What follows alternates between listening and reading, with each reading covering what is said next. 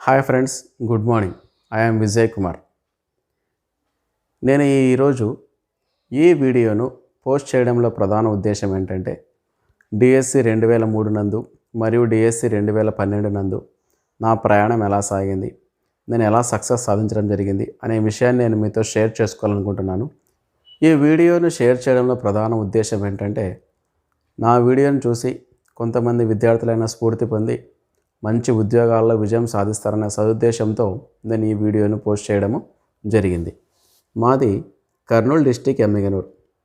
ఈ ఎమ్మిగనూరు అనే టౌన్లో నేను ఫస్ట్ క్లాస్ నుండి 10th క్లాస్ వరకు గవర్నమెంట్ స్కూల్లో చదువుకోవడం జరిగింది. 10th క్లాస్లో నేను 600కు కేవలం 365 మార్క్స్తో పాస్ కావడం జరిగింది. 98లో నా 10th క్లాస్ కంప్లీట్ చేయడం జరిగింది.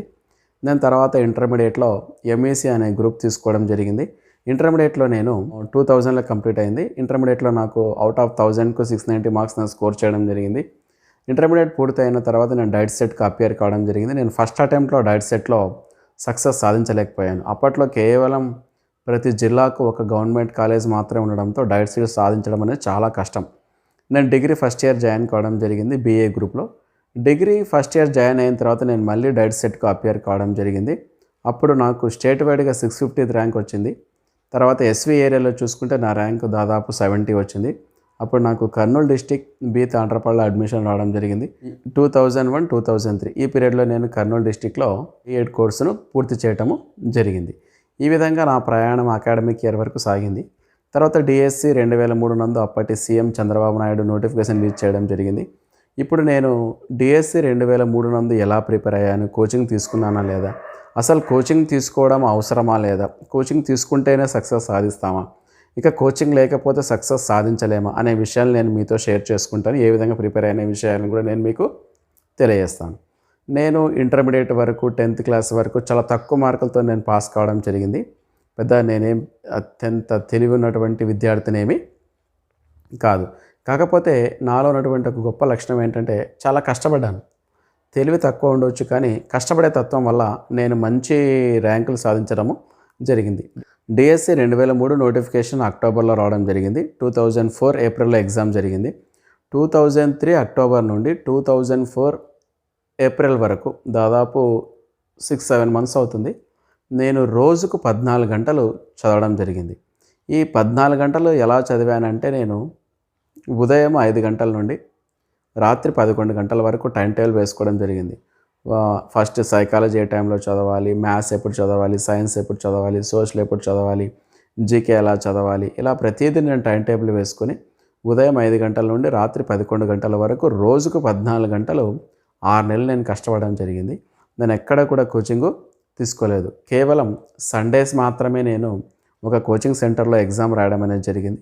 ఈ విధంగా నేను సండేస్ ఎగ్జామ్ రాయడం వల్ల నాకు కలిగినటువంటి లాభం ఏంటంటే నాకు వచ్చినటువంటి మార్కులను నేను మిగతా విద్యార్థులతో పోల్చుకునే అవకాశము నాకు అక్కడ కోచింగ్ సెంటర్లో జరిగేది.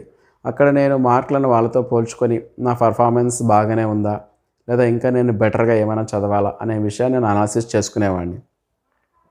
ఆ విధంగా డిఎస్సి 2003 నందు కోచింగ్ తీసుకోకుండా సండేస్ కేవలం ఎగ్జామ్స్ అటెంప్ట్ చేసే కోచింగ్ సెంటర్లో బాగా కష్టపడడం ద్వారా నాకు ఫస్ట్ అటెంప్ట్లోనే డిస్టిక్ 45th ర్యాంక్ నేను సాధించడము జరిగింది. 2005 నవంబర్లో నేను ఎస్జిటిగా సెలెక్ట్ కావడం జరిగింది.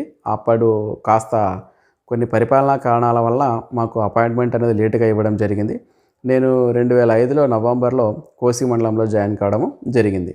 నేను ఎప్పుడైతే ఎస్జిటి ఉద్యోగానికి జాయిన్ అయ్యానో అప్పటి నుండి నాకు ఇంగ్లీష్ గ్రామర్ అంటే కాస్త ఇంట్రెస్ట్ ఉండడం వల్ల రోజు ఎంతో కొంత ఇంగ్లీష్ గ్రామర్ నేర్చుకునేవాడిని. ఆ విధంగా నా ప్రయాణం ఎస్జిటిగా సాగింది. తర్వాత నేను అంబేద్కర్ ఓపెన్ యూనివర్సిటీలో డిగ్రీ చేయడం జరిగింది. డిగ్రీ 10th క్లాస్లో నాకు ఇంగ్లీష్లో 45 మార్క్స్ వచ్చాయి, ఇంటర్లో 60 వచ్చినాయి, డిగ్రీలో దాదాపు 80 మార్క్స్ రావడం జరిగింది. ఇలా నేను రోజు రోజుకు కాస్త ఇంప్రూవ్ కావడం వల్ల డిఎస్సి 2012 నందు మంచి మార్కులతో డిస్టిక్ 5th ర్యాంక్ నేను సాధించడము జరిగింది. ఇక్కడ నేను ఏం చెప్పదలుచుకున్నానంటే మీరు ఎప్పుడైనా ఏదైనా కాంపిటేటివ్ ఎగ్జామ్స్కి ప్రిపేర్ అవుతున్నారంటే స్టాండర్డ్ పుస్తకాలనే చదవాలి. మార్కెట్లో ఉన్నటువంటి ప్రైవేట్ పబ్లికేషన్స్ని కాకుండా అకాడమీ బుక్స్ కానీ లేదా ఒక మంచి ఆథర్ రాసినటువంటి బుక్స్ని, స్టాండర్డ్ బుక్స్ని చదివినారనుకోండి, మీరు ఖచ్చితంగా ఉద్యోగము సాధిస్తారు. నాకు ఇంగ్లీష్లో తక్కువ మార్కులు వచ్చినప్పటికీ నేను ఏమాత్రం భయపడకుండా ఇంగ్లీష్ అంతు చూడాలనే ఉద్దేశంతో రోజు మంచి గ్రామర్ బుక్స్ని రెఫర్ చేస్తూ ఆక్స్ఫర్డ్, కేంబ్రిడ్జ్ డిక్షనరీస్ కూడా నా దగ్గర ఆక్స్ఫర్డ్ డిక్షనరీ ఉంది, కేంబ్రిడ్జ్ డిక్షనరీ ఉంది, లాంగ్మన్ డిక్షనరీ ఉంది. ఇలాంటి అన్ని డిక్షనరీస్ నేను రెఫర్ చేస్తూ రోజుకు నాలెడ్జ్ గెయిన్ చేయడము జరిగింది. తర్వాత డిఎస్సి 2012 కూడా డిఎస్సి 2012 నందు నేను స్కూల్ అసిస్టెంట్ కోచింగ్ కూడా ఎక్కడ నేను తీసుకోలేదు. కేవలం సండేస్ మాత్రమే ఒక కోచింగ్ సెంటర్ యొక్క క్వశ్చన్ పేపర్స్ని తెప్పించుకొని రోజు ఇంటి దగ్గర నేను 3 అవర్స్ నేను టైం సెట్ చేసుకొని రోజు ప్రిపేర్ అయ్యేవాడిని. నాకు ఎన్ని మార్కులు వస్తున్నాయి, నేను ఇంకా ఏమైనా ఇంప్రూవ్ కావాలా, ఏ సబ్జెక్ట్లో వీక్గా ఉన్నాను, ఆ సబ్జెక్ట్ను ఇంకా కాస్త ఆ సబ్జెక్ట్ మీద ఎక్కువ దృష్టి పెట్టి ఇంకా ఎక్కువ మార్కులు సాధించాలన్న ఉద్దేశంతో ఈ విధంగా నేను వీక్లీ ఎగ్జామ్స్ రాసేవాడిని. ఈ విధంగా రోజు ప్రాక్టీస్ చేయడంతో డిఎస్సి 2012 నందు నాకు డిస్ట్రిక్ట్ 5th ర్యాంకు సాధించడము జరిగింది. నేను 10th క్లాస్ వరకు తెలుగు మీడియంలో చదువుకోవడం జరిగింది. ఇంటర్మీడియట్ తెలుగు మీడియమే, కాకపోతే కేవలం డిగ్రీ మాత్రమే నేను ఇంగ్లీష్ మీడియంలో పూర్తి చేయగలిగాను. ఇంటర్మీడియట్ వరకు నేను తెలుగు మీడియమే చదివాను.